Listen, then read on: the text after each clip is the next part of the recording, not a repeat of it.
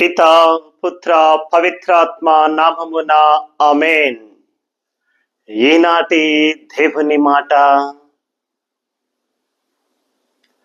వినుటకు వీనులున్నవాడు వినుగాక. మత్తయి శుభవార్త 13వ అధ్యాయం 9వ వచనములో వాక్యములు మనము నమ్మినటువంటి మన ప్రభువు యేసయ్య పలుకుతున్నటువంటి మాట, వీనులున్నవాడు వినుగాక అంటూ ఉన్నారు. దేవుని నమ్మినటువంటి బిడ్డలారా, ఈనాడు ప్రభువుని యొక్క వాక్యం మనము చూస్తూ ఉండగా సువిశేషములో మనము ప్రభువు చెబుతున్నటువంటి ఒక చక్కని ఉపమానమును ధ్యానము చేసుకుంటూ ఉన్నాం. ప్రభువు ఈరోజు విత్తువ అనే ఉపమానమును చెబుతూ ఉన్నారు. మనందరికీ కూడా ఈ ఉపమానము చాలా బాగా తెలుసు. ఎన్నోసార్లు విని ఉంటాం, ఎన్నోసార్లు బైబిల్ గ్రంథంలో చదివి ఉంటాం, అనేక మంది బోధకులు బోధించడం కూడా చూసే ఉంటాం. మరి విత్తువ అనే ఉపమానము మనకు ఏమి నేర్పుతుంది? ప్రభు ఈ కథ ద్వారా, ఈ ఉపమానము ద్వారా ఏం చెబుతున్నారో ఈ రోజున ధ్యానము చేసుకుందాం. ఈ విత్తువ అనే ఉపమానం ఏంటయ్యా అంటే, ప్రభువు ఒక వ్యవసాయదారుడు, ఒక రైతును గురించి బోధిస్తూ ఉన్నారు. ఒక రైతుట పొలములో విత్తనాలు చల్లటానికి వెళ్ళాడట. విత్తనాలు చల్లటానికి వెళ్ళినప్పుడు ఆ చల్లినటువంటి విత్తనాలు అన్నీ కూడా మొలకెత్తవు, మొలకెత్తినవన్నీ కూడా ఎదగవు, ఎదిగినవన్నీ కూడా పంట పండవు. కాబట్టి ప్రభుని యొక్క ఉపమానములు మనం వింటూ ఉన్నాము. విత్తువాడు విత్తనాలు వెదజల్లుతున్నప్పుడట కొన్ని త్రోవ పక్కన పడ్డాయట. త్రోవ పక్కన పడిన విత్తనాలు ఏమవుతాయండి? పక్షులు వచ్చి ఎత్తుకెళ్ళిపోతూ ఉన్నాయి, లేకపోతే దారిలో నడిచేవాళ్ళు తొక్కుతూ ఉంటే అవి మొలకెత్తకుండా ఉండొచ్చు. రెండవది, రాతి నేలపై పడుతూ ఉన్నాయట. అంటే మన్ను ఎక్కువగా లేనటువంటి రాతి నేలపై పడుతూ ఉన్నాయి. మూడవది, ముండ్ల పొదలలో, అంటే పొలము చుట్టూ కూడా ఫెన్సింగ్ లాగా కంచె ఎదుగుతూ ఉంటది. ముండ్ల పొదలు, ముండ్ల చెట్టులు అవి ఎదుగుతూ ఉంటాయి కదా, ఆ పొదల్లో పడి ఉన్నటువంటి విత్తనాలు అన్నీ కూడా మొలకెత్తి పండవు. కాబట్టి కొన్ని విత్తనాలలా ముండ్ల పొదలలో పడుతూ ఉన్నాయి. నాలుగవ రకమైన విత్తనాలు నీవు పండించేటటువంటి ఆ పొలములో సారవంతమైనటువంటి నేలలో పడుతూ ఉన్నాయి అని చెబుతూ మత్తయి శుభవార్త 13వ అధ్యాయం 8వ వచనములో ప్రభువు ఒక మాట అంటున్నాడు. కొన్ని విత్తనాలు సారవంతమైనటువంటి నేల మీద పడి మొలకెత్తి అవి 100 60 30 ఫలించెను అంటూ ఉన్నారు. దేవుని నమ్మినటువంటి బిడ్డలారా, ఈ 4 రకాల విషయాలు ప్రభువు చెబుతూ మనకి ఒక గొప్ప సందేశాన్ని ఇస్తున్నారు. ఈ 4 రకాల విత్తనాలు కూడా 4 రకాల స్థలాలలో పడుతూ ఉన్నాయి. పడినటువంటి విత్తనాలు కొన్ని మొలకెత్తుతున్నాయి, మొలకెత్తినటువంటి విత్తనాలు కొన్ని ఎదుగుతున్నాయి, ఎదిగినటువంటి విత్తనాలు కొన్ని మాత్రమే పూర్తి పంటను రైతుకు ఇస్తూ ఉన్నాయి. మరి మళ్ళీ ఒకసారి మనము చూద్దాం, ఏ విత్తనాలు ఫలిస్తున్నాయి, ఏ విత్తనాలు ఫలించట్లేదు. కొన్ని విత్తనాలు త్రోవ పక్కన పడ్డాయి అంటున్నారు ప్రభు.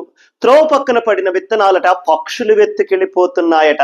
అక్కడ విత్తనాలు పడతాయి, కానీ అవి మొలకెత్తే లోపే పక్షులు ఎత్తుకెళ్ళిపోతూ ఉన్నాయి. లేకపోతే రోడ్డు మీద నడిచేటటువంటి వారు తొక్కటం వలన అవి మొలకెత్తకుండా పంటనివ్వకుండా ఉంటాయి. అంటే అర్థం ఏంటి? ఈ యొక్క ఉపమానం ప్రభు ఎందుకు చెబుతున్నారంటే, భగవంతుడు మనుష్యులకు దైవరాజ్యాన్ని పంచుతున్నప్పుడు వాక్యము అనేటటువంటి విత్తనాన్ని ప్రభువు పంచుతూ ఉన్నారు. దైవరాజ్యమును గురించి బోధిస్తూ ఉన్నాడు ప్రభు. పొలము అంటే ఈ భూమి, విత్తనాలు అంటే దేవుని యొక్క వాక్యము. మరి అవి సారవంతమైనటువంటి నేలలో పడుతున్నాయా, ముండ్ల పొదలలో పడుతున్నాయా, రాతివంతమైన నేలలో పడుతున్నాయా, త్రోవ పక్కన పడుతున్నాయా అనేది మనుష్యులలో ఉన్నటువంటి 4 రకాల జనాలను గురించి ప్రభువు ఈరోజు బోధిస్తూ ఉన్నారు. విత్తువాడొకడు విత్తనాలు వెదజల్లుతున్నాడు. దేవుడు ప్రభువు దైవవాక్కు అనేటటువంటి విత్తనాన్ని ఈ భూమిలో నాటడానికి ప్రయత్నము చేస్తున్నాడు. కొన్ని త్రోవ పక్కన పడినటువంటి విత్తనాలను పక్షులు ఎత్తుకొని పోయినట్టుగా దుష్టుడు ఆ యొక్క వాక్యం మనలో నాటుకోకుండా, ఆ వాక్య ప్రకారం మనం జీవించకుండా, ఆ వాక్య ప్రకారం మనం ప్రభునందు విశ్వాసాన్ని ఉంచి దైవరాజ్యానికి అనుగుణముగా నడుచుకోకుండా విత్తనాలు త్రోవ పక్కన పడిన విత్తనాలు ఎలా మొలకెత్తకుండా పక్షులు ఎత్తుకొని వెళ్ళిపోతున్నాయో, ఈ లోకపు దుష్టుడు, సాతానుడు, దుష్ట మనుషులు, చెడు మనుషులు మనలో ఆ యొక్క విత్తనము నాటుకోకుండా ముందుగానే అవి మొలకెత్తక ముందే తీసుకుని వెళ్ళిపోతూ మన నుండి విశ్వాసము నుండి మనలను దూరము చేస్తూ తద్వారా దైవరాజ్యానికి దూరము చేస్తున్నారు అని చాలా మంది ప్రజలు వాక్యం అనేటటువంటి విత్తనము తనలో నాటుకోకుండా ఈ లోకపు దుష్టుడు వారిని వాక్యము నుండి, భగవంతుడి నుండి దూరము చేస్తున్నాడు అని ప్రభు మొదటి రకం మనుషులను గురించి చెబుతూ ఉన్నారు. మరి రెండవ రకపు మనుషులను గురించి ప్రభు చెబుతూ, రాతి నేలలో పడినటువంటి విత్తనాలు ఏమవుతాయి? నేల సరిగా లేకపోవటం వలన, అవి రాతి నేల మీద పడటం వలన, ఒకవేళ మొలకెత్తినా కూడా వేరు సరిగా లేకపోవటం వలన అవి సరిగా ఎదగవు, సరిగా పంటను ఇవ్వవు. మరి విశ్వాసము అనేటటువంటిది మనలో లేనప్పుడు, రాతి నేల మీద పడినటువంటి విత్తనాలు మొలకెత్తినా కూడా నిలబడవంటే, మన్ను సరిగా లేనప్పుడు, భూమిలో సారము సరిగా లేనప్పుడు, నేల సరిగా లేకుండా రాతి నేల మీద పడినప్పుడు, అంటే సారవంతమైనటువంటి హృదయము లేనప్పుడు, ఇది మంచి నేల కానప్పుడు, రాతి నేల వలె ఉన్నప్పుడు, మన హృదయము రాయి వలె ఉన్నప్పుడు, ఒక్క మాటలో చెప్పాలంటే అదేనండి దాని అర్థం. హృదయము రాయి వలె ఉన్నప్పుడు ఆ విత్తనం మన లోపలికి వెళ్ళినా కూడా ఎక్కువసేపు ఉండదట.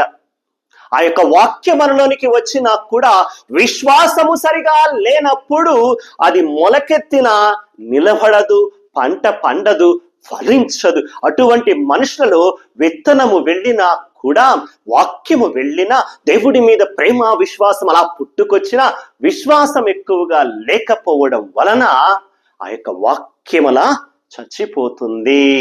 వాళ్ళు దైవరాజ్యానికి దగ్గర కాలేరు, ఎక్కువగా ఫలించలేరు అని ప్రభువు రెండవ రకపు మనుషులను గురించి చెబుతూ ఉన్నారు. మరి మూడవ రకం మనుషులను గురించి ప్రభువు చెబుతూ ఏమంటున్నారు? ముండ్ల పొదలలో పడినటువంటి విత్తనాల వలె, ముండ్ల పొదలలో పడినటువంటి విత్తనాల వలె వారు మొలకెత్తి ఎదిగినా కూడా ఏమవుతాయట? మొక్కలు ఎదుగుతూ ఉంటే ముండ్ల పొదలు కూడా ఎదుగుతూ ఉంటాయి. ఎదిగినటువంటి మొక్కలను, ఎదిగినటువంటి ముండ్ల పొదలు కత్తిరిస్తాయి, ఫలాలు వచ్చేదాకా వాటిని ఉండనివ్వవు. అంటే అర్థం ఏంటి? వాక్యాన్ని మనము తీసుకున్నా, పాటించడానికి ప్రయత్నము చేస్తున్నా, వాక్యానుసారము జీవిస్తున్నా కూడా ఈ లోకపు దుష్ట శక్తులు, ఈ లోకపు ఆకర్షణలు, ధన వ్యామోహము కావచ్చు, ఈ లోక వ్యామోహాలు కావచ్చు, మనల్ని వాక్యాన్ని నుండి, విశ్వాసాన్ని నుండి, తద్వారా భగవంతుని నుండి దూరము చేస్తాయి అని మరి ఒకసారి ప్రభు గుర్తు చేస్తూ, తద్వారా మూడవ రకపు ప్రజలకు కూడా ఈ విధంగా వాక్యాన్ని స్వీకరించిన, విశ్వాసంలో ఉన్నట్టు కనపడినా ప్రార్థనలో ఎక్కువ ఎదగలేరు, దైవరాజ్యానికి దగ్గర కాలేరు, అధికముగా ఫలించలేరు అని ప్రభువు చెబుతూ ఉన్నారు.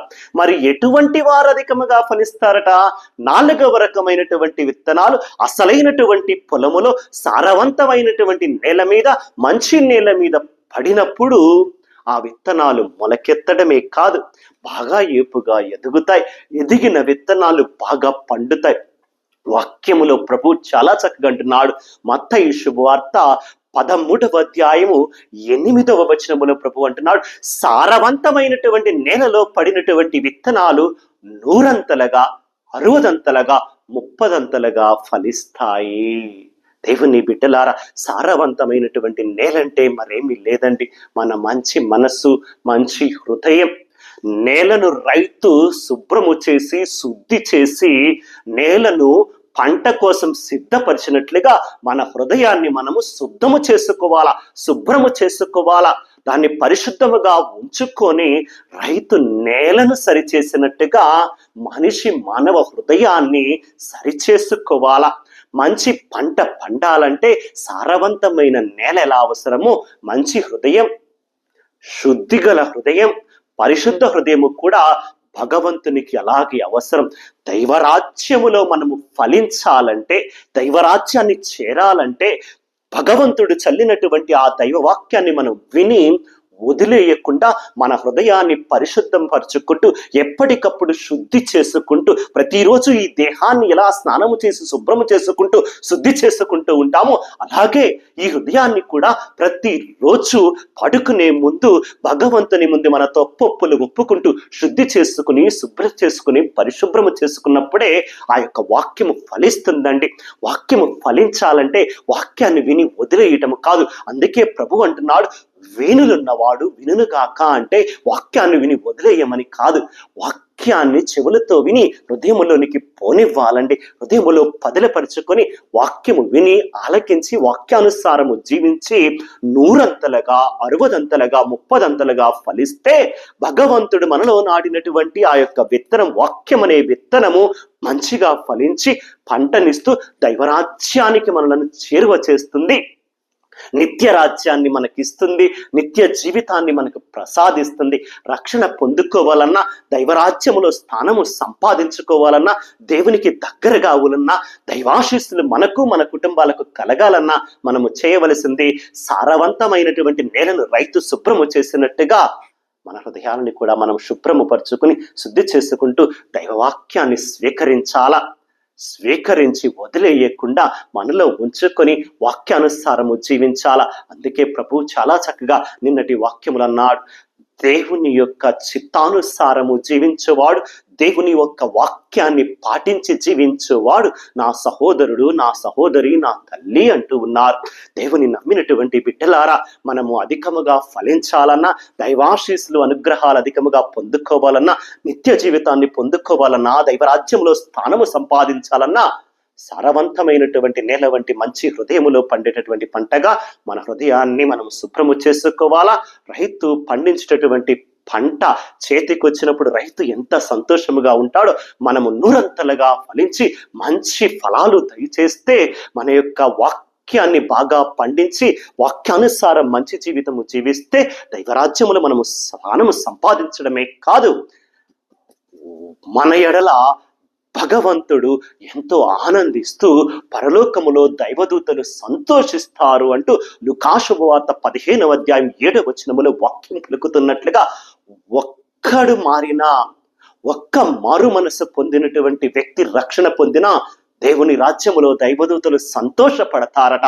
అలా నిన్ను నన్ను గూర్చి ఈ రోజున భగవంతుడు సంతోషపడాలా, దేవదూతలు సంతోషపడాలా, పరలోకానికి దైవరాజ్యానికి మనం ఆనందం ఇవ్వాలంటే విత్తనాన్ని మనలో ఉంచుకుని వాక్యానుసారం మంచి జీవితము జీవిస్తూ 100 ఫలించేటటువంటి మంచి క్రైస్తవ బిడ్డలుగా మనము జీవిస్తూ యేషయ్యకు దగ్గర అవుదాం, దైవరాజ్యానికి దగ్గర అవుదాం, దేవునికి, దైవదూతలకు, పరలోక రాజ్యానికి ఈ రోజున మనం ఆనందాన్ని ఇద్దాం.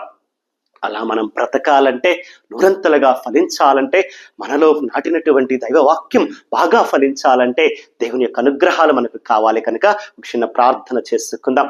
పరిశుద్ధుడు, ప్రేమామయుడైనటువంటి యేసు ప్రభువా, అయా నీ వాక్యాన్ని విన్నాం, నీవు విత్తనాన్ని మాలో నాటుతూ ఉన్నాం. నాటినటువంటి విత్తనము మాలోనే చచ్చిపోకుండా, లేకపోతే దుష్టుడు తీసుకెళ్ళకపోకుండా, లేకపోతే ఈ లోక ఆశలు, లోక ఆకర్షణలు మమ్ము నీ ఒక వాక్యాన్ని దూరము చేయకుండా, అయా రాతి మీద పడినటువంటి ఆ యొక్క విత్తనాల వలె విశ్వాసము లేనటువంటి మా జీవితాలు ఉండకుండా సారవంతమైనటువంటి నేలలో పడినటువంటి పంట వలె మేము కూడా బాగా ఫలించేటట్లుగా, దైవవాక్యానుసారం మేము జీవించినట్లుగా, దైవరాజ్యానికి మేము మరింత దగ్గరయ్యేటట్లుగా నీ దీవెన అనుగ్రహాలు మాకు దయచేయమని ఈ వాక్యాన్ని వింటున్న ప్రతి బిడ్డను కూడా దీవించండి, ఆశీర్వదించండి. సారవంతమైనటువంటి నేలల వలె ప్రతి బిడ్డను, ప్రతి హృదయాన్ని దయచేయమని, తద్వారా వాక్యము అనుసారం మేము జీవిస్తూ మాలో నాటబడినటువంటి ఆ వాక్యం బాగా పండి నూరంతలుగా ఫలించేటట్లుగా మమ్ము, మా కుటుంబాలను, వాక్యాన్ని వింటున్నటువంటి ప్రతి బిడ్డను కూడా దీవించి ఆశీర్వదించమని, ఫలించేటటువంటి వాక్యాలుగా, ఫలించేటటువంటి సారవంతమైనటువంటి నెలలుగా ప్రతి బిడ్డను కూడా తయారు చేయమని యేసు ప్రభుని పరిశుద్ధ నామమున అడిగి వేడుకొనుచున్నాము తండ్రి. ఆమేన్. పితా పుత్ర పవిత్రాత్మ నామమున ఆమేన్. God bless you all.